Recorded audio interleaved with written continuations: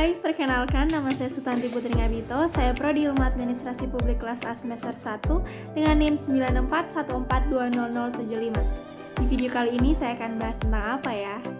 Check it out.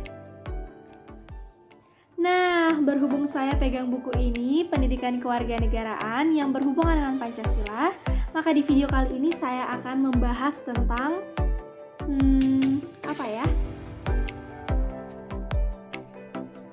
Di video kali ini saya akan membahas tentang paradigma Pancasila dalam kehidupan bernegara. Jadi stay tune sampai selesai.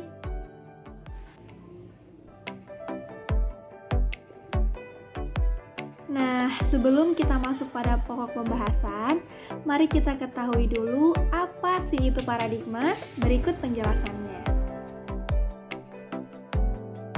Istilah paradigma dalam dunia ilmu pengetahuan yang dikembangkan oleh Thomas S. Kuhn dalam bukunya The Structure of Scientific Revolution tahun 1970, tepatnya pada halaman 49, menerangkan bahwa secara epistemologis, paradigma diartikan sebagai asumsi-asumsi dasar atau asumsi-asumsi teoritis yang umum atau merupakan sumber nilai. Paradigma dapat diartikan sebagai keutuhan konseptual yang syarat akan muatan, ajaran, teori, dalil, dan bahkan juga pandangan hidup untuk dijadikan dasar dan arah pengembangan dalam segala hal. Dalam istilah ilmiah, paradigma kemudian berkembang ke dalam berbagai bidang kehidupan manusia dan ilmu pengetahuan lainnya.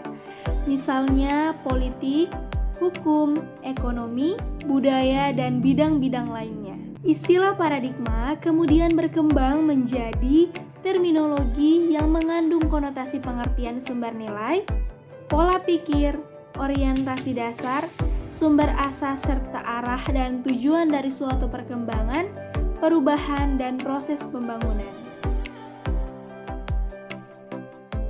Pancasila harus dipahami sebagai satu kesatuan organis di mana masing-masing silanya saling menjiwai atau mendasari sila-sila lain, mengarahkan dan juga membatasi. Pemahaman Pancasila juga harus diletakkan dalam suatu kesatuan integratif dengan pokok-pokok pikiran yang digariskan di dalam pembukaan UUD 1945. Tanpa pemahaman seperti yang tadi disebutkan, kita akan kehilangan makna tentang Pancasila. Nah, Pancasila dapat ditafsirkan secara subjektif menjadi terdistorsi dan kontraproduktif. Manusia adalah subjek pendukung pokok sila-sila Pancasila dan pendukung negara.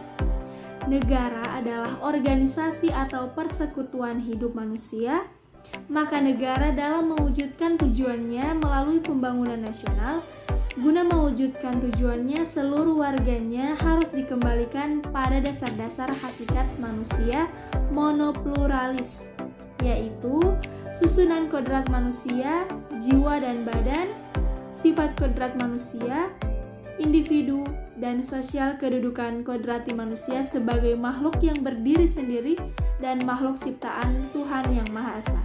Pancasila sebagai paradigma pembangunan nasional mengandung konsekuensi bahwa dalam segala hal pembangunan nasional harus berdasarkan pada hakikat. Nilai-nilai Pancasila dan hakikat nilai-nilai Pancasila harus berdasarkan pada hakikat manusia.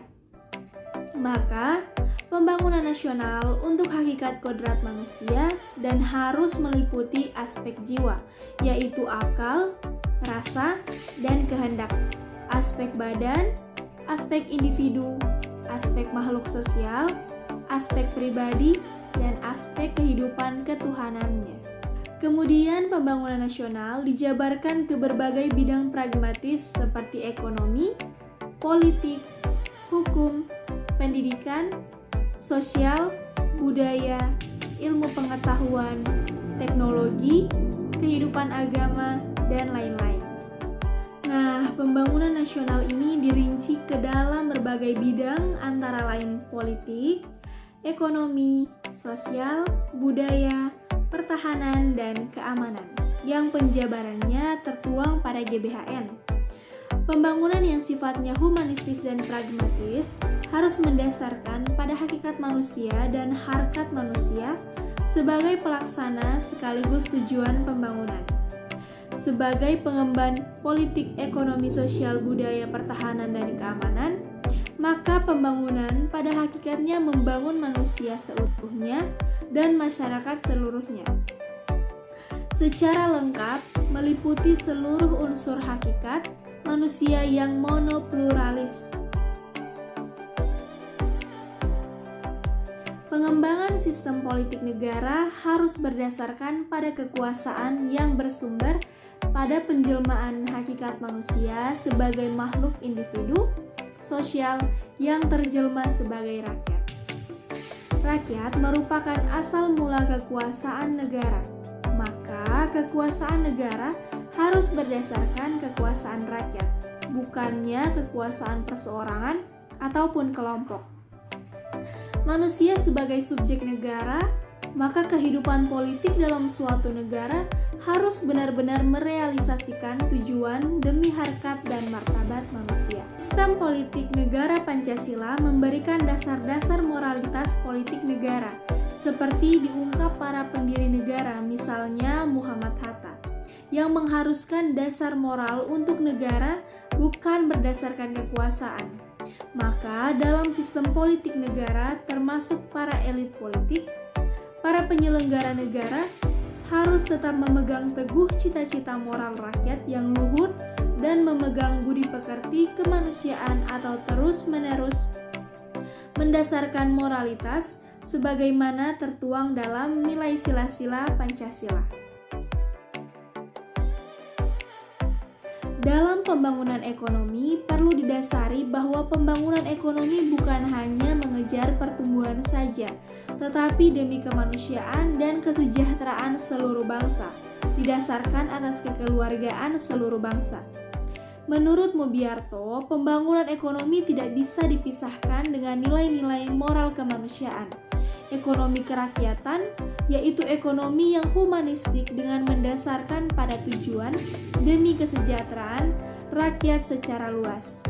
Tujuan ekonomi untuk memenuhi kebutuhan manusia agar lebih sejahtera. Maka, ekonomi harus mendasarkan pada kemanusiaan. Ekonomi harus menghindarkan diri dari persaingan bebas, dari monopoli. Ekonomi juga harus menghindari yang menimbulkan penindasan manusia satu dengan yang lainnya. Pancasila sebagai paradigma pembangunan sosial budaya artinya nilai-nilai yang sesuai dengan nilai-nilai budaya yang dimiliki masyarakat kita sendiri, yaitu nilai-nilai Pancasila itu sendiri, seperti kristalisasi, nilai-nilai adat istiadat, tradisi, budaya, pustaka, dan keagamaan dijadikan dasar atau landasan pembangunan sosial budaya. Prinsip etika Pancasila bahwa nilai-nilai Pancasila diangkat dari harkat dan martabat manusia sebagai makhluk yang berbudaya. Menurut Kontowijoyo, Pancasila sebagai sumber normatif bagi peningkatan humanisasi dalam bidang sosial budaya.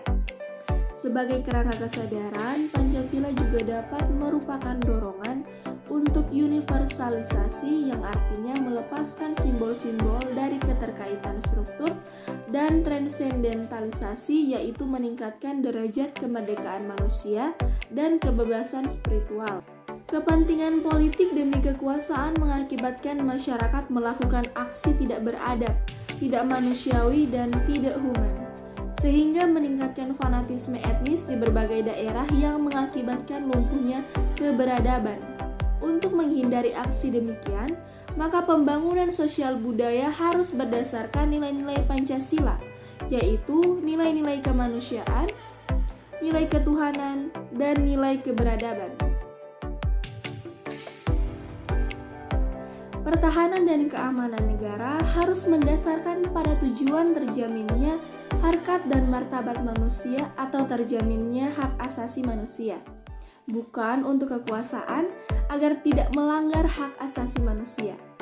Demi tegaknya HAM bagi warga negara, maka diperlukan perundang-undangan negara baik untuk mengatur ketertiban warga maupun untuk melindungi hak-hak warganya.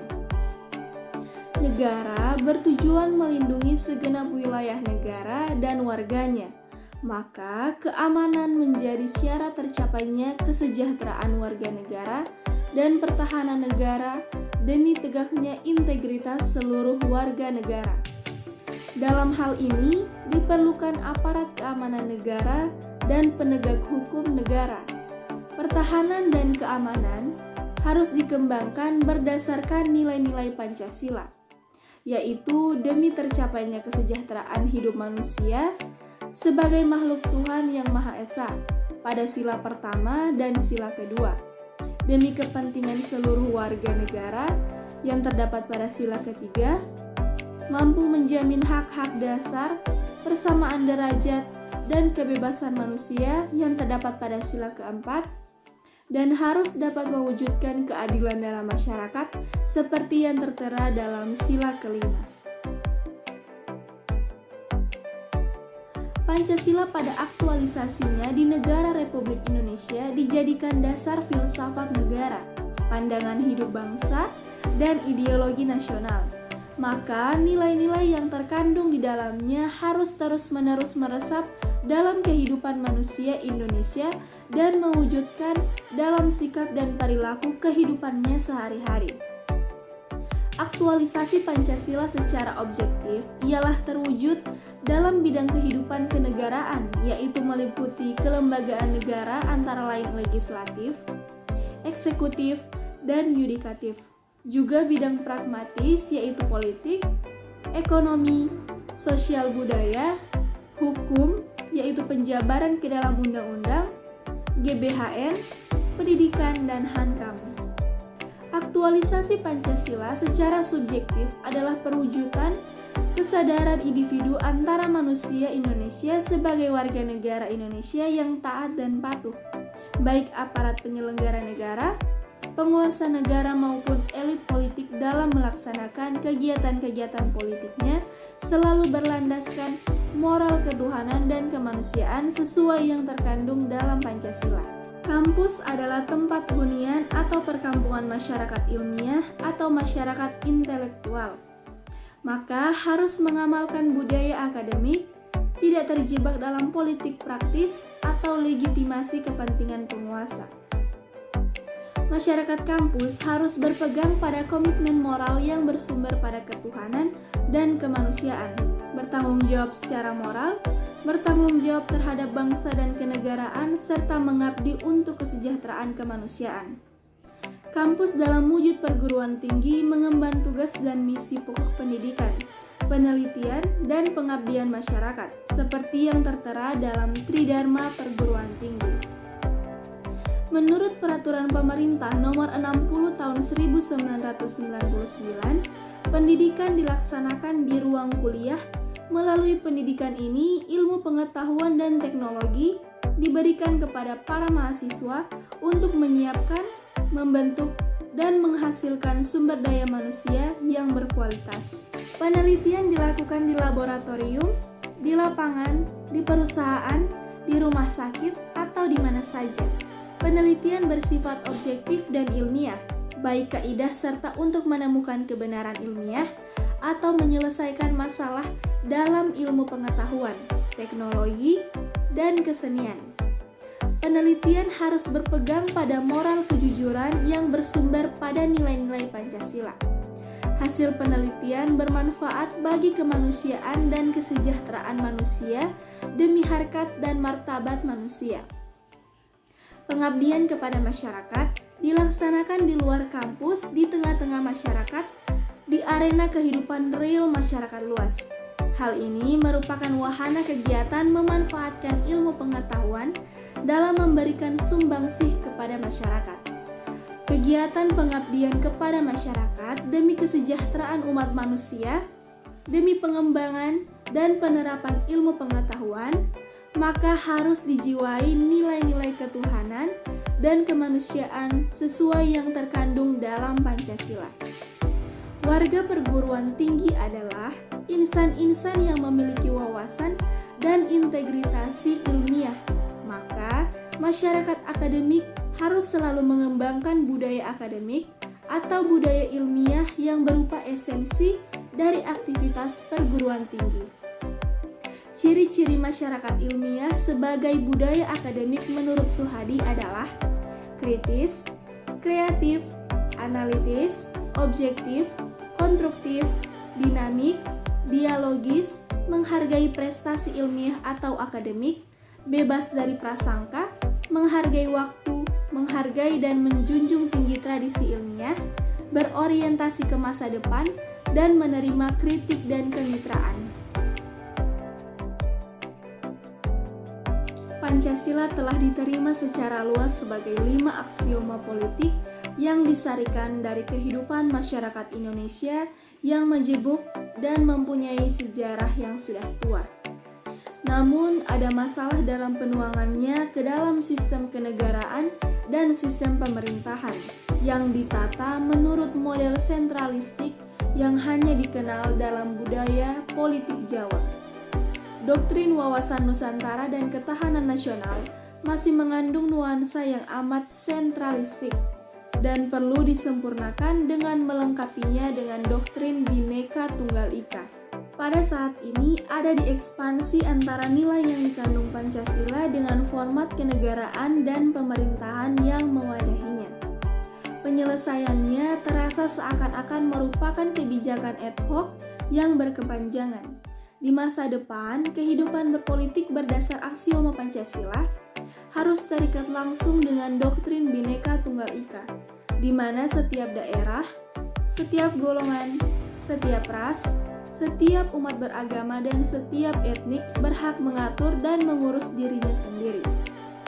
Negara dan pemerintah dapat memusatkan diri pada masalah-masalah yang benar-benar merupakan kepentingan seluruh masyarakat atau seluruh bangsa, seperti masalah fiskal dan moneter, keamanan, hubungan luar negeri, atau hubungan antar umat beragama. Pemerintahan nasional yang efektif dalam menunaikan 2 tugas pokok negara beriringan dengan pemerintah daerah yang selain efektif dalam melaksanakan 2 tugas dasar pemerintah daerah, juga melayani aspirasi dan kepentingan khas dari masyarakat daerah yang bersangkutan. Agar Pancasila yang telah dikaitkan langsung dengan doktrin Bhinneka Tunggal Ika itu dapat berjalan dengan stabil, seluruh kaidahnya harus dituangkan dalam format hukum yang selalu harus dijaga agar sesuai dengan perkembangan rasa keadilan masyarakat. Nah, itu dia penjelasan tentang paradigma Pancasila dalam kehidupan bermasyarakat. Saya rasa cukup di video kali ini. Saya Sutanti, terima kasih.